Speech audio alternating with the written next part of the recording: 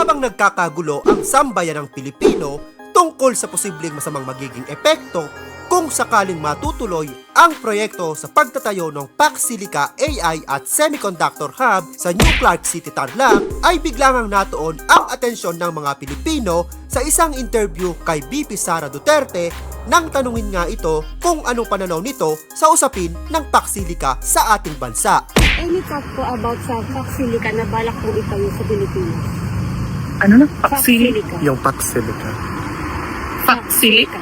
Hindi ma'am, PAC Silica. Do you know anything about that? Wala ma'am? ako. I cannot comment on that. Marami nga ang nakapansin na parang nag-loading ito at hindi agad nakasagot sa nasabing usapin. PAC Silica? Hindi ma'am, PAC Silica. Masyado na nga bang natuon ang atensyon ng nasabing Vice Presidente sa ibang bagay at hindi na ba nito masyadong napagtutuunan ng pansin ang mga ibang mahalagang issue sa ating bansa? Sinabi nga rin ng ibang netizen na bakit kapag usaping gunman ay napakagaling magsalita ng nasabing bise. At alam pa nito ang presyo na sa halagang 5,000 piso ay kaya mo na nga raw mag-hire ng gunman for hire. I have a husband. My husband has a mistress. I can hire a gunman for 5,000 pesos to kill the mistress. That is how, for 5,000 pesos. That is how bad gun violence in the Philippines is. And that is, again, yes, EJK. So how can you say that all your listed victims, all your listed complainants are supposed victims of the drug war? At nang tanungin nga ang Malacanang kung anong masasabi nila sa pahayag na ito ni VP Sara Duterte, ay ito nga lang ang kanilang naging sagot. I have no comment. Why so? Nakita naman natin sa video. So, ano pa ba ang kailangang i-explain? So, hayaan na lang po natin. Balikan nga natin ang usapin ng PAC Silica.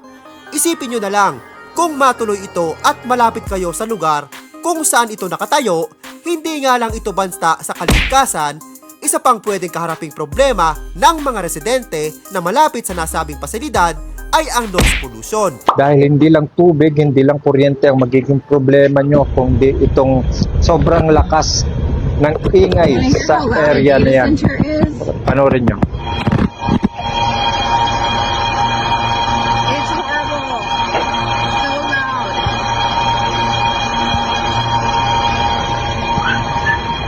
At dahil nga 24/7 itong gagana, ay ganyan nyo rin posibleng madalas maririnig ang nasabing ingay. Ito nga ay base sa isang post video na in-upload ng isang residente sa ibang bansa na nakatira malapit sa PAC Silica, at ganito rin ang posibleng mangyari sa tubig pag naisagawa ang nasabing proyekto. I have a jar right here. This is the current drinking water in Morgan County, Georgia.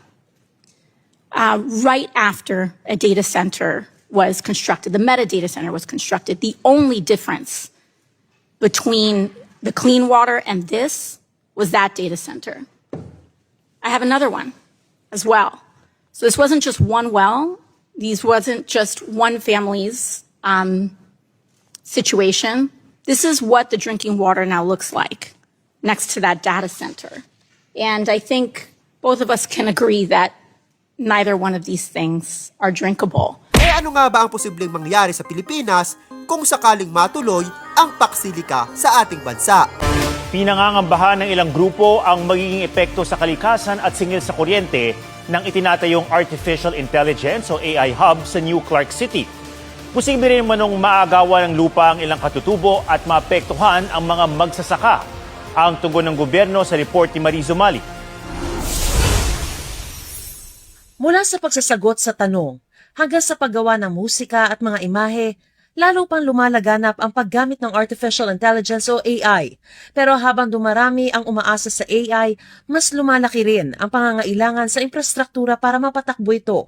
Dahil dyan, inilunsad ng Amerika ang PAC Silica, inisyatibong naglalayong magtulungan ang mga kaalyado nitong bansa sa pagpapalakas ng supply chain para sa AI.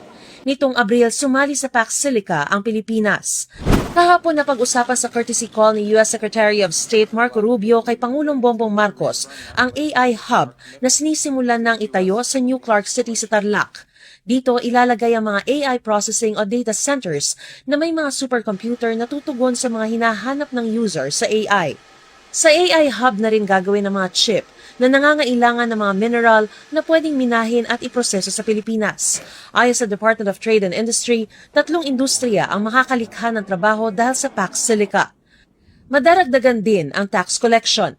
Pagkakataon din daw ito para matuto ang Pilipinas sa research development. Ang pinaka-importante dito, our critical minerals, tapos number 2, our world-class workers, tapos number 3 yung ating strategic location. Hindi na natin sila i-export ng unprocessed, mapaprocess natin sila rito. Yung value add ay nandito sa Pilipinas. Ang problema, takaw kuryente ang mga supercomputer. Ang tanong sa isang AI chat app halimbawa, 10 beses na mas power hungry kaysa sa tanong sa search engine. Mas matindi ang AI photos at videos. Nangangamba ang ilang grupo na baka tumaas ang singil sa kuryente sa Pilipinas na pinakamahal na sa Asia. These are additional pagdating sa mga power. Hindi ito yung mga kukuha dun sa ating existing power na mga power capacity. Takaw tubig din ang AI Hub. Ang cooling system na ginagamit ng ilang malalaking center, hanggang 5 milyong galon ng tubig ang ginagamit kada araw. Hindi natin kailangan ng verbal assurance. Ang kailangan natin, scientific data. Saan kukunin yung water supply. Sabi naman ng Basis Conversion and Development Authority o BCDA na mga ngasiwa sa proyekto, tubig ulan ang gagamitin kaya hindi sila aagaw sa groundwater ng komunidad. Magkakaroon tayo ng impounding technology o impounding dam area. So, pupunuin natin ang mga yan para yan ang magamit. Kung may surplus kami, pwede pa namin i-share ito sa mga community around. Ayon sa palasyo, tiniyak ng National Water Resources Board na may sapat na water source sa lugar at prioridad ang mga residente. Isa pang problema ang mga posibleng maagawan ng lupa. Around 20,000 ITAs ang madidisplace dito sa pagpasok ng Pax Silica. At syempre, hindi lang mga AITA, kundi mga magsasaka. Hindi po totoo to. Ang proyekto pong ito, unang-una ay nakatitulo na sa BCDA. So it's a public land. Na po, wala po ancestral domain title doon. May mga nakahanda naman daw na livelihood program at modern urban farming para sa mga maapektuhang lupang sakahan. Wala pa kong 10 dito ang maapektuhan na farmers, pero more than 200 naman po ang ma-generate na employment. At kung gusto raw malaman talaga kung lugi ang Pilipinas sa kasunduan, nakapost sa website ng Board of Investments ang mga dokumentong kaugnay ng framework.